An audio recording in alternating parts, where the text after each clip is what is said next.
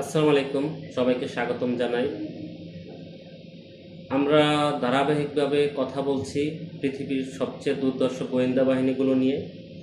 তো আমাদের প্রথম পর্ব ছিল সিআইএ সম্পর্কে, আমেরিকার গোয়েন্দা সংস্থা। আজকে কথা বলবো আমেরিকার এই আরেকটি গোয়েন্দা সংস্থা এনএসএ সম্পর্কে।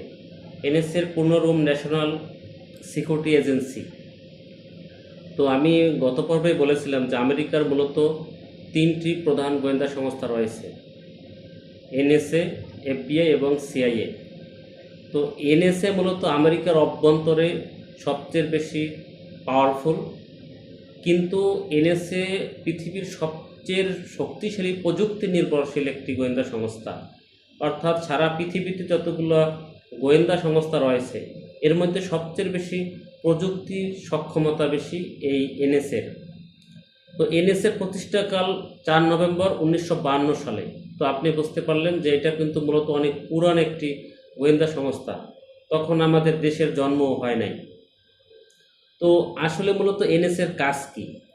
এনএসএর মূলত কাজ আমেরিকার সারা পৃথিবীর, বিশেষ করে বর্তমানে আমরা এই তথ্য প্রযুক্তির যুগে সবাই বসবাস করি। এই তথ্য প্রযুক্তিতে যুগে আমরা জানি যে এখন যুদ্ধ কিন্তু হয় বেশি অস্ত্রের জোরে না, এখন যুদ্ধ বেশি হয় সাইবার যুদ্ধ। এই সাইবার যুদ্ধে বিশেষ করে এখন যে আধুনিক যুদ্ধ হয় সেখানে আমরা জানি যে যত বেশি তাদের রেডার শক্তিশালী, স্যাটেলাইট শক্তিশালী, তারা তত বেশি যুদ্ধে বেশি সুবিধাজনক অবস্থায় থাকতে পারে।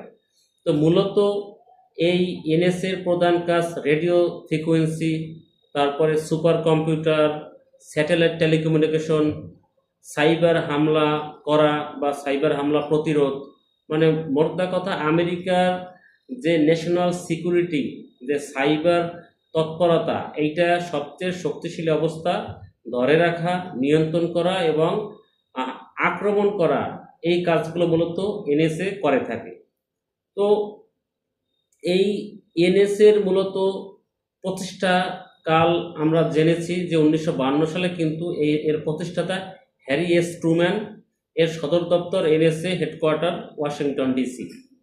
এখন আমরা মূল আলোচনায় আসব যে এই এনএসএ কেন একটি শক্তিশালী গোয়েন্দা সংস্থা। মূলত এই এনএসএ এতই শক্তিশালী যে বিশেষ করে ক্রিপ্টোকারেন্সি, বিশেষ করে বিটকয়েনের ব্যাপারে আমরা জানি। এই বিটকয়েনের যে ক্রিপ্টোগ্রাফি, এই কোড ভাঙ্গার সক্ষমতা রয়েছে এই এনএসএর। এবং বিশেষ করে সুপার কম্পিউটার বিশ্লেষণ, সুপার কম্পিউটারের যে অ্যানালাইটিক্স, এইগুলো মূলত এই এনএসএ স্পেশালিস্ট। কারণ আমরা জানি বর্তমান সময়ে